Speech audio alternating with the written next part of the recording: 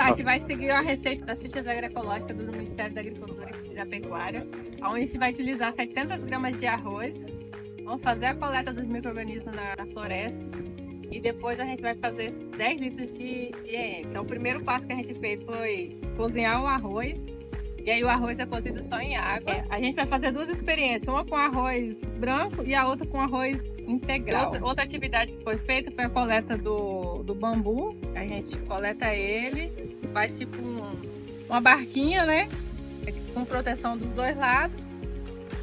E também a gente vai usar essa peneirinha aqui para depois cobrir e proteger o arroz que tiver aqui de alguns animais maiores. Bom, para além do bambu como recipiente, a gente também pode estar utilizando o que a gente encontra com mais facilidade em casa. Desde uma garrafa PET, caso for uma garrafa PET, a gente só vai cortar uma parte da lateral dela para cumprir com essa função. Pode ser uma outra vasilha que tem em casa, um tupperware, um isopor.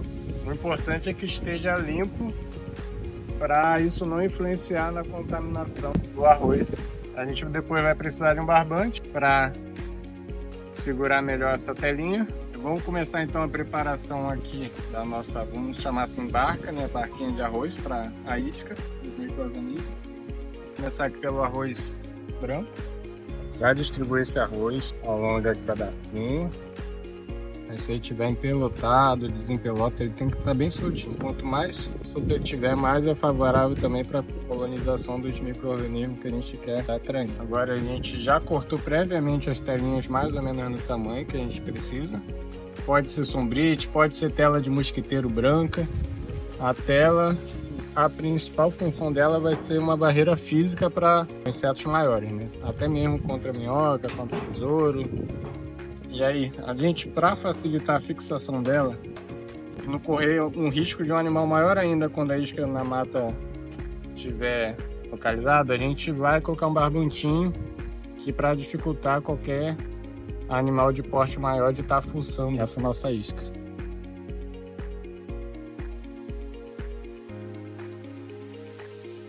Bom, já estamos com as nossas duas iscas prontas. Além da prática, a gente vai ver se algum desses dois arroz acaba favorecendo mais a proliferação dos fungos que a gente quer estar atraindo. Agora ela está pronta para a gente seguir para a nossa próxima etapa, que é levar ela para um local mais preservado.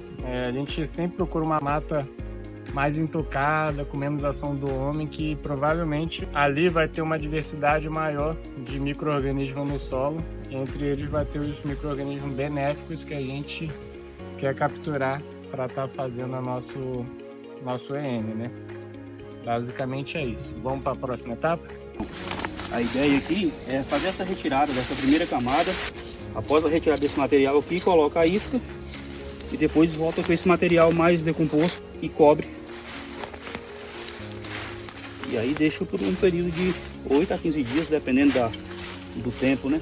E tá pronta a isca. Bom, pessoal, já se passaram 14 dias que a gente deixou a isca num local de mata. E agora a gente vai estar retirando essa isca do EM, né, dos micro-organismos eficientes, para daí a gente partir para a nossa segunda etapa, que é a elaboração propriamente dito do EM, né, a produção dessa solução que vai estar ajudando a gente como biofertilizante e também como regulador do solo. Um dos locais que a gente escolheu, até para facilitar também, né, a nossa volta, foi no pé de uma dessas árvores aqui. Agora eu vou estar fazendo a retirada. É bom falar que nesses 14 dias não choveu, isso pode também influenciar, tirando a serrapilheira. E aqui está uma das nossas iscas. Essa diversidade de cores aqui significa fungos, grupo de fungos diferentes, cada um fazendo o seu papel na microvida do solo. Depois a gente vai estar falando mais sobre eles, tá bom? Mas deu para ver que a gente conseguiu colonizar uma diversidade de fungos bem interessante. Agora já estamos aqui no nosso escritório do projeto, onde a gente vai fazer a segunda etapa. Antes de começar a fazer a segunda etapa, a gente vai mostrar aqui as 3 coletas que a gente fez nos diferentes locais aqui de Maricá. Esse que está preto não era um arroz preto, era um arroz integral. Já dá para perceber que ele não deu nada certo. Inclusive está cheio de bichinhos aqui, mas vai dar para alimentar a nossa composteira. Esse daqui já é o arroz branco, já deu bastante bom, né? A gente tem uns fungos aqui alaranjados, tem um outro verde, tem um aqui que até um tom da coral. Esse daqui foi em outro lugar, foi na fazenda pública. Não foi muito bem, o arroz integral. Ele pegou bastante fungo que a gente não quer, essa coloração mais escura, acinzentada ou marrom, não é desejável. Então, a gente já vê que ele tem as cores, mas também tem esses fungos mais escuros. Esse daqui foi arroz branco. Olha só que belezura, quase uma obra de arte para o que a gente quer. A gente tem majoritariamente as cores amarelas, alaranjado, tem um tom de rosa que também é muito interessante. E esse daqui foi também aqui em Maricá. Esse daqui que não deu muito certo, mais uma vez, o arroz integral. E esse daqui novamente o arroz branco. Olha só como é que ele se desenvolveu muito bem, colonizou vários fungos desejáveis. Agora a gente já selecionou as iscas que estão aptas a gente fazer a segunda parte. A gente vai selecionar os fungos desejados. Todas majoritariamente está do jeito que a gente quer. A gente já tirou umas pequenas partes que estavam com os fungos pretos, como esse daqui.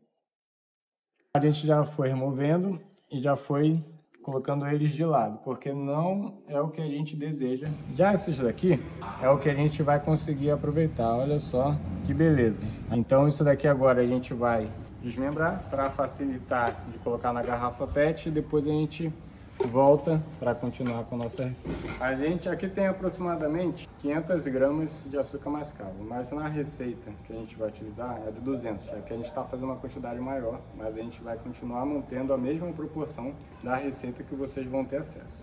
Então a gente vai pegar essas 500 gramas de açúcar mascavo, despejar numa panela ou num recipiente maior, porque o intuito agora vai ser diluir esse açúcar mascavo na água. Aqui tem 2 litros de água, vai misturar aqui e depois a gente vai dividir essa quantidade, no nosso caso, em 5 garrafas de 2 litros e os 700 gramas de arroz que a gente utilizou para fazer a isca, né? Eles também vão ser divididos nessas 5 garrafas. E aí completa-se essa diferença com água. Esse daqui é o material que a gente debulhou, tá mais soltinho, todos aqueles fungos e o arroz, o suficiente para passar no gargalo da garrafa PET. Falando das quantidades, por garrafa PET, a gente vai utilizar aproximadamente 40 gramas de açúcar mascavo. Se você não tiver açúcar mascavo, tiver no laço ou caldo de cana, lá na receita tem as quantidades também para você estar substituindo. Lembrando que isso daqui já está previamente diluído em água. Agora a gente vai completar o restante com água. E a água tem que ser não clorada. Eu só vou completar só mais um pouquinho de água, porque tem que ter um pouco de oxigênio dentro da garrafa para a fermentação ocorrer da forma desejada. Qual é a função do açúcar mascavo, do melaço de cana? Eles vão servir de alimento para os micro-organismos, para as bactérias e para os fungos. E é aqui que está a parte interessante. A gente vai fechar, vamos dar uma dinamizada bem aqui para colocar eles em contato com a nossa solução. A partir daqui vai começar a ocorrer a fermentação. O que é isso? A cada mais ou menos 2 dias, a gente vai sentir que a garrafa vai estar rígida, com uma pressão interna muito grande. Então a gente vai ter que fazer uma abertura para eliminar esse gás. Vai fazer um barulhinho sempre que acontecer isso. Se ficar com muito medo de esperar 2 dias, no dia seguinte dá uma olhadinha, porque pode ser que com a temperatura alta, se você colocou uma quantidade de açúcar maior do que o desejado, ou a quantidade maior de micro-organismo também, pode ser que esse processo seja mais acelerado ainda. Então, por via das dúvidas, dá uma olhada no segundo dia já que você fez para saber como é que está esse processo de fermentação. Em média de 10 a 15 dias, você fazendo isso, vai saindo esse gás até que chega um período que ele estabiliza, ou seja, você vai abrir e ele não vai ter mais saindo esse gás característico de processo fermentativo. Então significa que ele vai estar pronto para ser utilizado. Lembrando de deixar isso daqui, enquanto ele está nesse processo de fermentação e depois também que ele estiver estabilizado, um local protegido da luz direta, um local sombreado, um local fresco da sua casa. Pode deixar debaixo da pia da cozinha, não tem problema de contaminação ao redor. Qualquer coisa dá uma limpada com álcool assim, depois que a gente fez externamente, para não ter nenhum tipo de contaminação, mas procure sempre um local fresco. Agora, passados 30 dias, a gente vai ver como está o nosso EM. Bom, nós temos 2 garrafas. Aqui está a data que a gente fez essa garrafinha do EM, o dia 14. E essa daqui ainda não está pronta, ou seja, ela ainda está em fermentação. E como a gente pode saber que ela está em fermentação? Um dos detalhes é que o arroz inoculado, o grão de arroz que a gente colocou, ainda está na parte superior da garrafa. E a garrafa, ela ainda está rígida, ao ponto que, quando a gente abre a garrafa, vai ouvir a liberação do gás. Essa daqui ainda está no processo de fermentação. Olha a produção de gases de fermentação quando a gente abre a garrafa. Então essa daqui a gente ainda não vai utilizar, vai passar mais um tempinho. Então a gente fecha novamente e essa daqui vai ficar guardada. A diferença para a que está pronta, que foi feita no mesmo dia, é essa garrafa aqui. Ela está mole, ou seja, está sem pressão interna. Os grãos que a gente utilizou de arroz inoculado tá no fundo da garrafa, se vocês conseguirem ver. E quando a gente abrir, não tem gás. Então essa daqui é a garrafa que a gente vai estar utilizando, que vai estar pronta para o nosso uso. Bom, agora a gente vai numa etapa muito importante, que é como a gente prepara a nossa solução para ser utilizado no solo e nas plantas. Bom, é muito simples. A gente vai precisar de aproximadamente, para cada 10 ml da solução concentrada, 10 litros de água e 10 ml de açúcar mascavo ou melaço de cana, rapadura. Se não tiver nenhum desses três, ainda assim pode utilizar o açúcar branco. Mas esse açúcar aqui, ele é rico em outros nutrientes que também vão favorecer a reprodução, a alimentação da nossa solução. Bom, aqui eu vou utilizar a metade dessa quantidade. Temos então 5 litros. Vamos utilizar 5 ml dessa solução. O que são 5 ml? É bem didático, é justamente a tampinha da garrafa PET. 5 ml. Pronto. Açúcar mascavo, a gente vai utilizar também os 5 ml. Essa colher de sopa tem média uns 25 ml, então a gente, no olhômetro, a gente vai colocar aproximadamente 5. Poderia pegar a garrafa PET, a tampinha da garrafa como exemplo também.